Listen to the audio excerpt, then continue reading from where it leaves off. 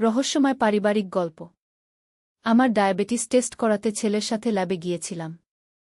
Report নিতে গিয়ে lab technician বলল, স্যার, আপনার ওয়াইফের সুগার লেভেল স্বাভাবিক, তবে আরও যত্ন নিতে হবে। আমি তাকে সংশোধন করতে যাচ্ছিলাম।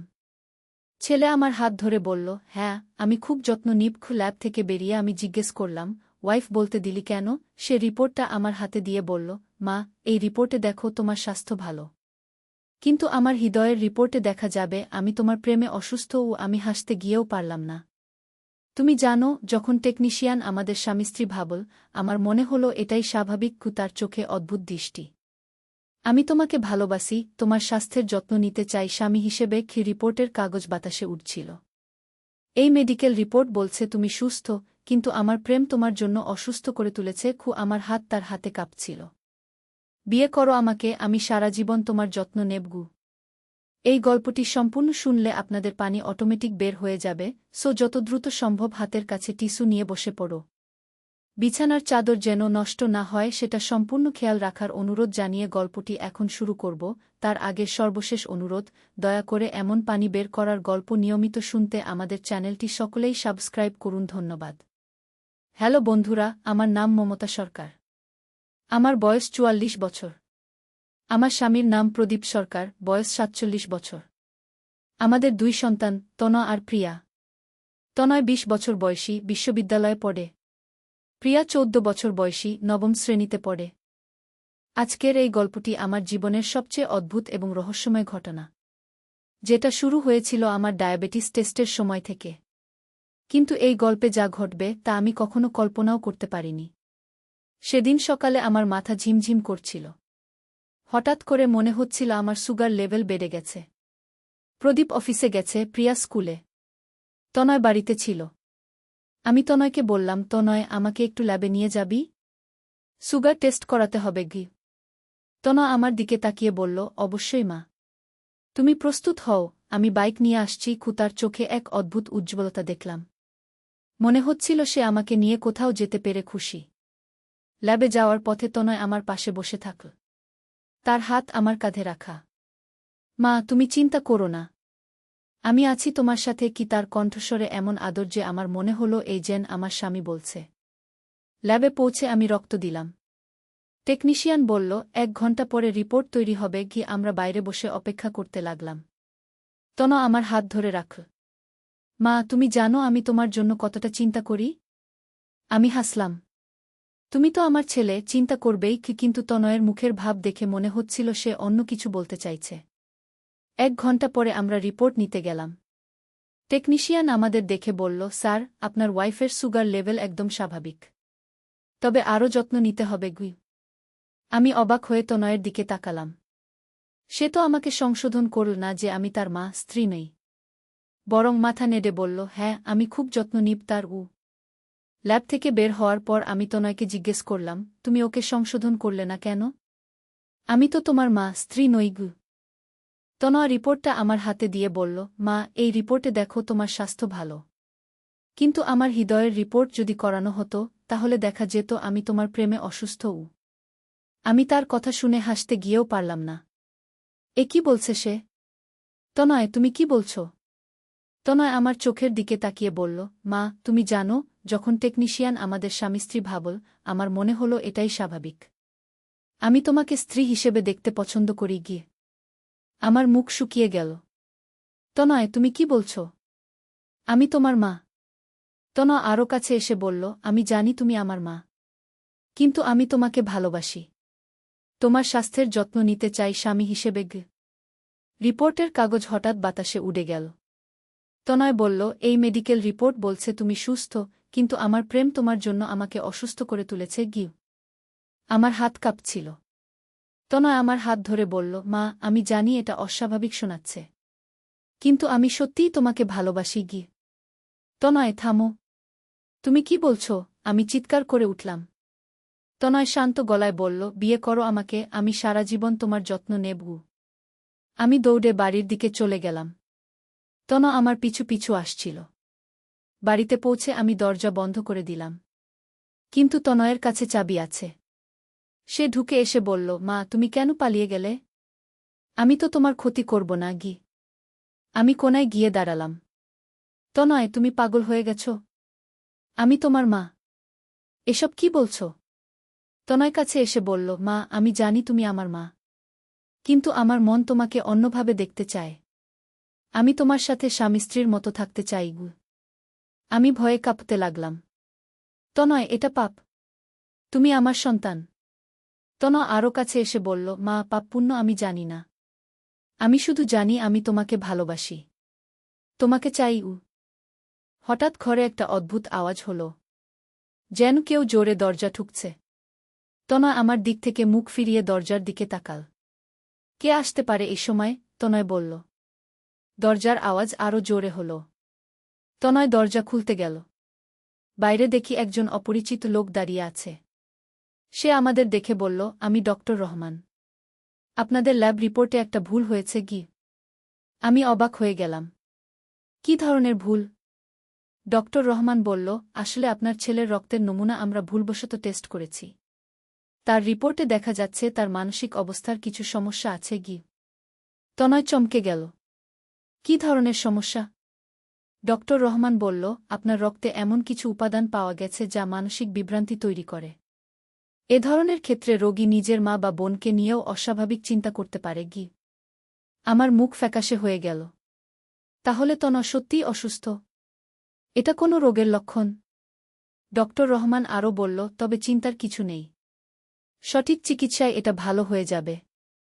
আপনাদের সাথে একজন বিশেষজ্ঞ ডাক্তারের পরামর্শ নিতে হবে গু। তনয় আমার দিকে তাকিয়ে বলল, মা, আমি বুঝতে পারছি। আমার সত্যিই কোনো সমস্যা হয়েছে। আমি তোমার সাথে যা বলেছি সেটা স্বাভাবিক নয় গু। আমি তনয়ের কাছে গিয়ে তার মাথায় হাত রাখলাম। তনয়, তুমি আমার ছেলে। আমি তোমাকে সুস্থ করে তুলব। ডক্টর রহমান বলল, আপনারা আগামীকাল আমার চেম্বারে আসুন। আমি বিস্তারিত পরীক্ষা করব উ। সেই রাতে তনয় আলাদা ঘরে ঘুমাল। আমি সারা রাত জেগে রইলাম। মনে হচ্ছিল কোনো দুঃস্বপ্ন দেখছি। পরদিন সকালে প্রদীপ অফিস যাওয়ার আগে আমি তাকে সব বললাম। প্রদীপ প্রথমে বিশ্বাস করতে পারল না। কিন্তু যখন ডক্টরের কথা বললাম তখন সে গুরুত্ব দিল। আমরা তিনজন মিলে ডক্টরের চেম্বারে গেলাম। ডক্টর রহমান তনয়ের আরও কিছু পরীক্ষা করল। তারপর বলল, আপনার ছেলের মস্তিষ্কে একটা ছোট টিউমার আছে। এটার কারণে তার আচরণে পরিবর্তন হচ্ছে গি। আমার মাথা ঘুরে গেল। টিউমার? এটা কি ক্যান্সার? ডক্টর রহমান বলল, না, এটা সাধারণ টিউমার। অপারেশন করে বের করে ফেলা যাবে। তবে এটার কারণে তার মানসিক আচরণে এমন পরিবর্তন হয়েছে গি। তনয় আমার হাত ধরে বলল, মা, আমি দুঃখিত। আমি বুঝতে পারিনি যে আমার সাথে কি হচ্ছে গি। আমি তনয়কে বুকে জড়িয়ে ধরলাম। তুমি আমার ছেলে। তোমার কোনো দোষ নেই গি। ডক্টর রহমান বলল, আগামী সপ্তাহে অপারেশনের ব্যবস্থা করব। এরপরে তিনি একদম সুস্থ হয়ে যাবেন গু। অপারেশনের দিন আমি হাসপাতালে তনয়ের পাশে বসে রইলাম। অপারেশন সফল হল। ডাক্তার বলল, টিউমারটা সম্পূর্ণ বের করে ফেলা হয়েছে গি। তনয় যখন জ্ঞান ফিরল তখন সে আমার দিকে তাকিয়ে হাসল। মা, আমি এখন ভালো আছি। আমার মনে আছে আমি তোমার সাথে কি আজেবাজে কথা বলেছিলাম গ। আমি তনয়ের মাথায় হাত বুলিয়ে দিলাম। সেসব ভুলে যাও। তুমি এখন সুস্থ উ। তনয় বলল, মা, আমি তোমার কাছে ক্ষমা চাই। আমি জানি আমার আচরণ কতটা খারাপ ছিল উ। তোমার কোনো দোষ ছিল না তনয়। তুমি অসুস্থ ছিলে গু। আমি তাকে আশ্বস্ত করলাম। হাসপাতাল থেকে ছাড়া পেয়ে বাড়িতে ফেরার পথে তনয় বলল, মা, আমি এখন বুঝতে পারছি তুমি আমার মা। আর আমি তোমার সন্তান। এটাই আমাদের সম্পর্ক উ। বাড়িতে পৌঁছে প্রিয়া দৌড়ে এসে তনয়কে জড়িয়ে ধরল। ভাইজা, তুমি সুস্থ হয়ে গেছ? তনয় প্রিয়াকে কোলে তুলে বলল, হ্যাঁ, আমি একদম সুস্থ উ। প্রদীপ তনয়ের কাঁধে হাত রেখে বলল, আমার ছেলে ফিরে এসেছে গিউ। সেই রাতে আমরা সবাই মিলে একসাথে খাবার খেলাম। তনয় আগের মতোই হাসি খুশি। আমার মনে হচ্ছিল যেন একটা দুঃস্বপ্ন শেষ হয়েছে। কিন্তু এর পরদিন থেকে আরেকটা অদ্ভুত ব্যাপার ঘটতে শুরু করল। বাড়িতে রাতের বেলা অদ্ভুত আওয়াজ হতে লাগল। যেন কেউ দেওয়ালে আঁচড় দিচ্ছে। প্রথম রাতে আমি ভেবেছিলাম ইঁদুর হবে। কিন্তু আওয়াজটা এতটাই জোরে ছিল যে পুরো বাড়ি কাঁপছিল। তনয় আমার কাছে এসে বলল, মা, তুমিও কি আওয়াজ শুনতে পাচ্ছ? আমি মাথা নাড়লাম। হ্যাঁ, কিন্তু এটা কি? প্রদীপ উঠে এসে বলল, আমি দেখে আসি। সে টর্চ নিয়ে পুরো বাড়ি খোঁজ করল, কিন্তু কিছুই পেল না। পরদিন রাতেও একই আওয়াজ হল, এবার আরও জোরে। প্রিয়া ভয়ে কাঁদতে লাগল। তনয় বলল, আমার মনে হচ্ছে এই বাড়িতে কোনো আত্মা আছে কি। প্রদীপ রেগে গেল, কি সব বাজে কথা বলছ? আত্মা আবার কি? কিন্তু তৃতীয় রাতে যা হল তাতে আমরা সবাই ভয় পেয়ে গেলাম। রাত ৩টার দিকে আমাদের ঘরের দেওয়ালে হঠাৎ একটা ছায়া দেখা গেল। ছায়াটা মানুষের মতো ছিল, কিন্তু তার মুখ স্পষ্ট দেখা যাচ্ছিল না। আমি চিৎকার করে উঠলাম। প্রদীপ লাইট জ্বালাল, কিন্তু কিছুই নেই। পরদিন সকালে আমরা পাশের বাড়ির কাকু দাদুর সাথে কথা বললাম। তিনি বলল, তোমাদের বাড়িতে অনেক আগে একটা দুর্ঘটনা হয়েছিল। তখন এক তরুণী মারা গিয়েছিল। আমি অবাক হয়ে গেলাম। কি ধরনের দুর্ঘটনা? কাকু দাদু বলল, সেই মেয়েটা তার ছেলের সাথে অস্বাভাবিক সম্পর্ক করতে চেয়েছিল। তার ছেলে তাকে ধাক্কা দিয়ে ফেলে দিয়েছিল। মেয়েটা মারা গিয়েছিল। আমার শরীর শীতল হয়ে গেল। আমাদের সাথে যা ঘটছে সেটা কি সেই ঘটনার সাথে জড়িত? কাকু দাদু আরও বলল, তারপর থেকে এই বাড়িতে যারা থাকে তাদের সাথে এমন অদ্ভুত ঘটনা ঘটে গিয়ে। সেই রাতে আমরা সবাই একসাথে এক ঘরে ঘুমালাম। কিন্তু রাত ২টার দিকে আবার সেই আওয়াজ শুরু হল। এবার আওয়াজটা আমাদের ঘরের দরজার বাইরে থেকে আসছিল, যেন কেউ দরজায় নক করছে। তনয় উঠে দরজার কাছে গেল। কে বাইরে? সে জিজ্ঞেস করল। বাইরে থেকে একটা মহিলার কণ্ঠস্বর এল, আমাকে ভেতরে আসতে দাও। আমরা সবাই ভয়ে কুঁকড়ে গেলাম। প্রদীপ বলল, দরজা খোলো না গি। কিন্তু মহিলার কণ্ঠস্বর আরও জোরে হল, আমি এই বাড়ির মালিক, আমাকে ঢুকতে দাও। তনয় কাঁপতে কাঁপতে বলল, আমরা দরজা খুলব না গি। হঠাৎ দরজা নিজে নিজেই খুলে গেল। আমরা দেখলাম একজন মহিলা দাঁড়িয়ে আছে। তার পোশাক পুরনো ধরনের, মুখটা ফ্যাকাশে। মহিলাটা আমার দিকে তাকিয়ে বলল, তুমি আমার মতোই। তোমার ছেলেকে নিয়ে তুমিও অস্বাভাবিক ভাবনা ভেবেছ। আমি কাঁপতে কাঁপতে বললাম, না, আমি কিছু ভাবিনি। আমার ছেলে অসুস্থ ছিল। মহিলাটা হাসল। তার হাসি ভীষণ ভয়ঙ্কর লাগছিল।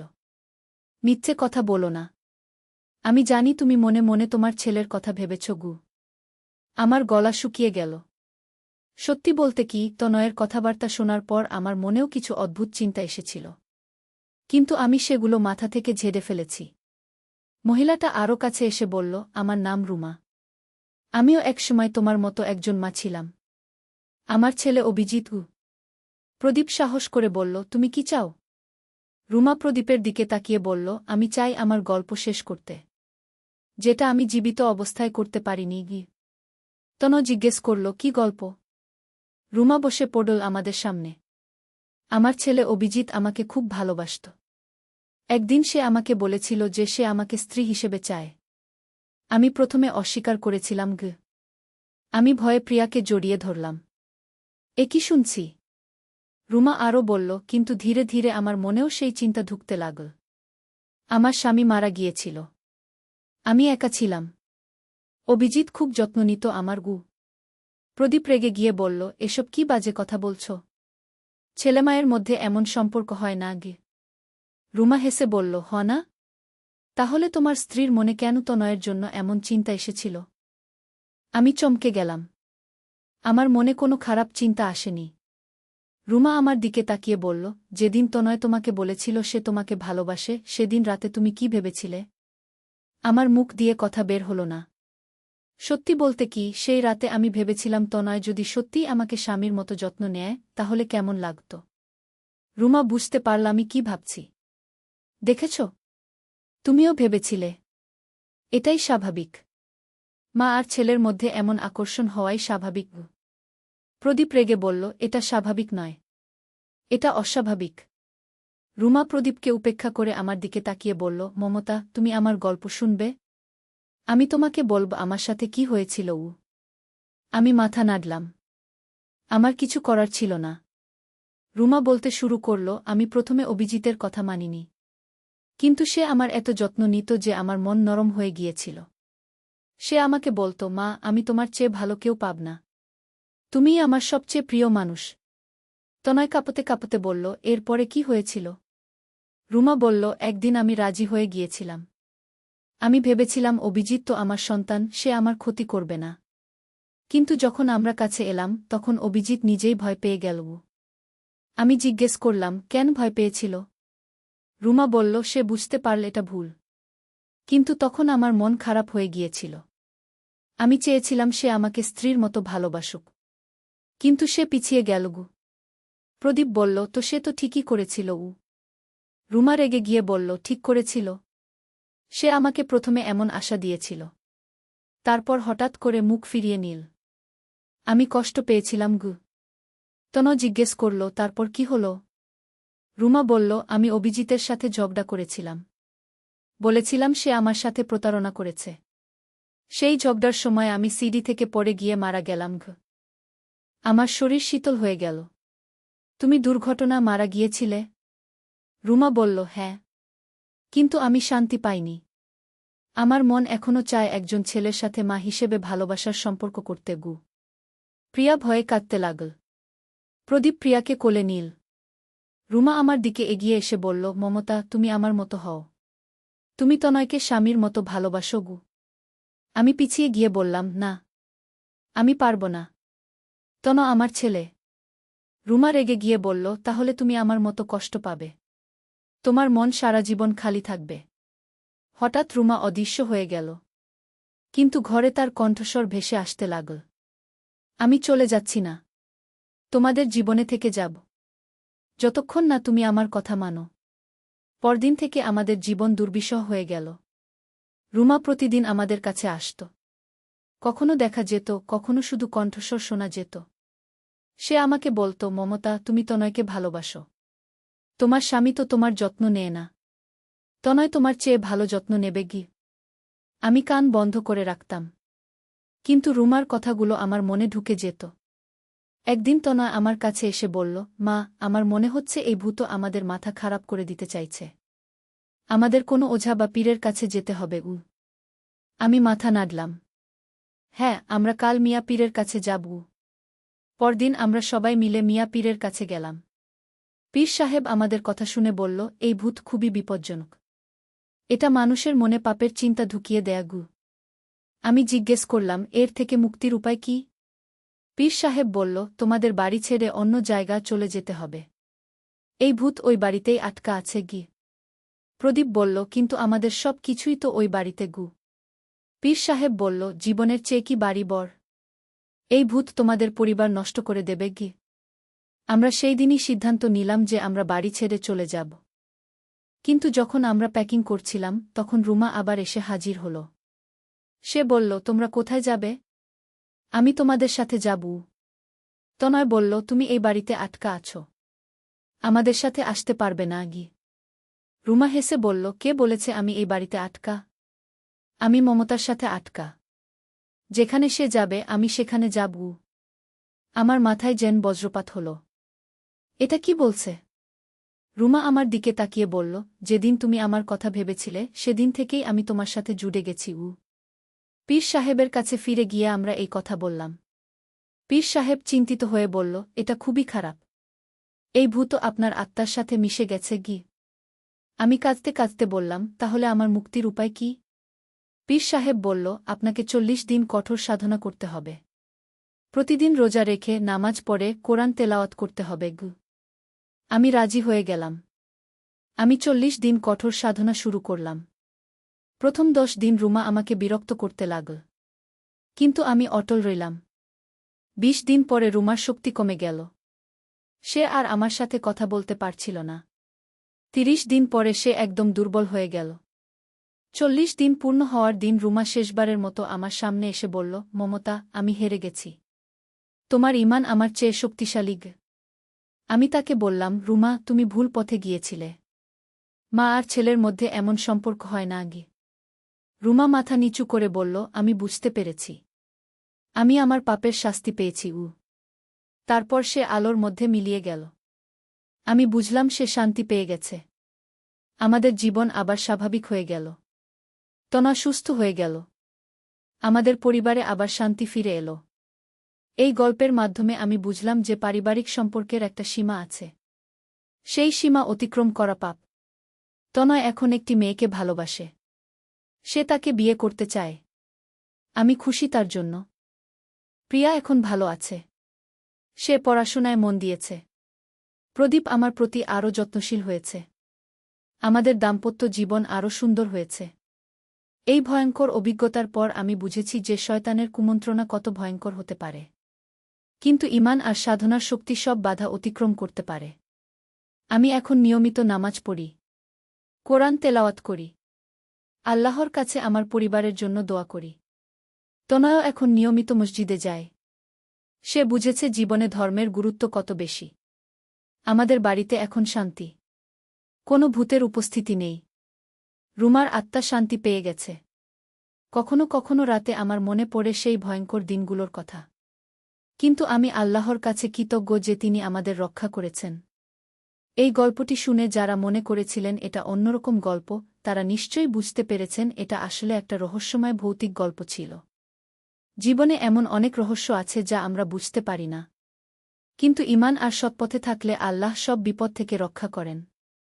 আমার এই অভিজ্ঞতা থেকে আমি শিখেছি যে পরিবারের প্রতিটি সদস্যের জন্য নির্দিষ্ট ভূমিকা আছে।